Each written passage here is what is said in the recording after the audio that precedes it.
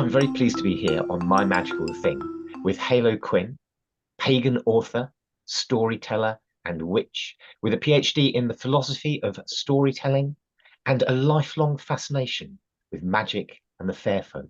Halo, it's lovely to have you here. It's an absolute delight to be here, Julian. Well, my friend, the time has come. Please, Halo, may we see your magical thing? Let's see if I can hold it in such a way that the zoom doesn't zoom it. There we go. Ooh. So this is a silver torque. And if you've not encountered a torque before, you wear it like this. So sometimes when I'm wearing this and I forget, it'll slide around. And if I've got a shirt collar on, people think I'm wearing some kind of like BDSM thing. But if you ever see me with a piece of metal around my neck, it's one of these. Mm. So this, let me tell you a story. Please. About 15 years ago, I was in the middle of my PhD, which was actually on the topic of art at the time, visual art and the philosophy of aesthetics. And I just on an absolute whim bounced up to one of my friends who I knew was a storyteller and said, Will Rathouse. Will has been called a dark necromancer by King Arthur and his crowd because he's an archaeologist. And I said, Will, how would you feel about taking on an apprentice storyteller? And Will said, yeah, that sounds good. I've got some gigs lined up over the summer in an Iron Age roundhouse. We'd need to sort you out a costume, but how do you fancy it? I said, yes, please. So we went to Castle Henllys, which is a little bit south from where I live in West Wales, down near Pembrokeshire. And over that summer, over several weekends, we got into the roundhouses with the thatched roofs around the smoky fires, and people would sort of compile in looking very confused at me in a long blue tunicky dress type thing and weird leather shoes with sort of tied up with laces. Thankfully, no one ever asked to look at my socks because they weren't historically accurate. And I would tell them stories, and then I'd get some feedback and I would do better the next time. And I would tell some of the stories from y Mabinogi, the Welsh myths, because it was an Iron Age village in Wales. And those are the closest we can get to those stories that time. And so that very first session, because my friend Will was getting paid for them, but I was an apprentice. So the first session, he paid me in a pair of shoes, the ones that I was wearing. And then at the very end of the summer, he'd been lending me this to wear. And he said to me, would you like a talk as payment for your storytelling?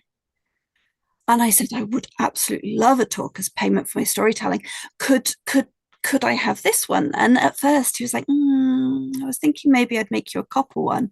And then there was something about it that just, or a bronze one, something about it that he just couldn't take it back.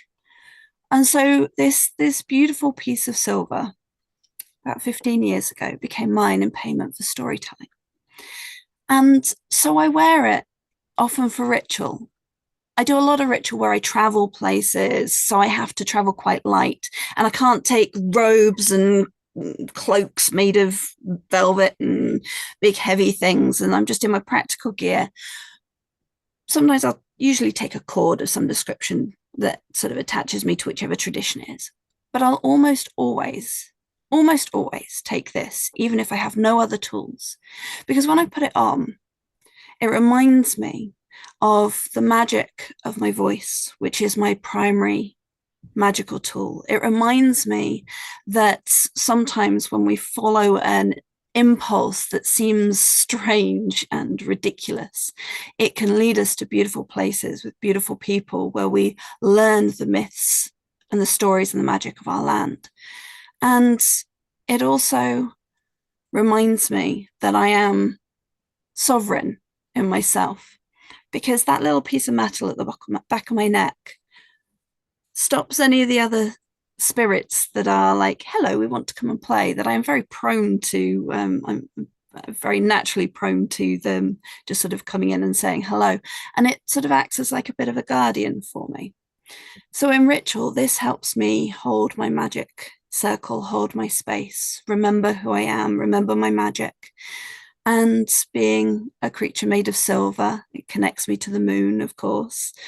But more than that, it's a reminder of the silver tongue that is a gift from my ancestors and the ancestors of my tradition and my path, and of the bards that have come before, and of the cunning folk that charm, and of the witches, who we might call witches today, the witches today, that would speak their words and whisper to the spirits, and the way in which the fair folk would often bless those bardic souls to be even more enchanting.